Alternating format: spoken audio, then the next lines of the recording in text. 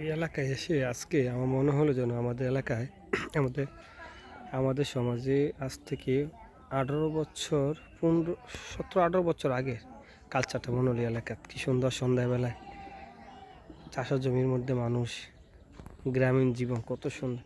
অথচ এটা কিন্তু আমাদের পাশের একই গ্রাম, পাশে অন্য সমাজে। খুব ভালো লাগার মতো জায়গাটা।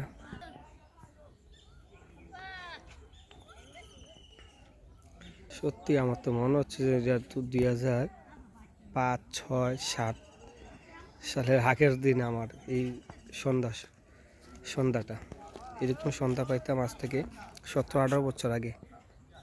আমাদের সমাজে এই চাষের জমিতে মরিচ থাকতো, আলু থাকতো, কুমড়া থাকতো, তারপরে ফুলকপি থাকতো, এই বিভিন্ন ধরনের শাকসবজি হতো আমাদের চারাগুলাতে। এখন আর আমাদের চারাগুলো এখন বর্তমানে এইভাবে খাইলা পড়ে রয়েছে, করার মতো কেউ নেই। বাচ্চা চারা মারা যাওয়ার পরে সবগুলো জমিন খালি পড়ে রয়েছে।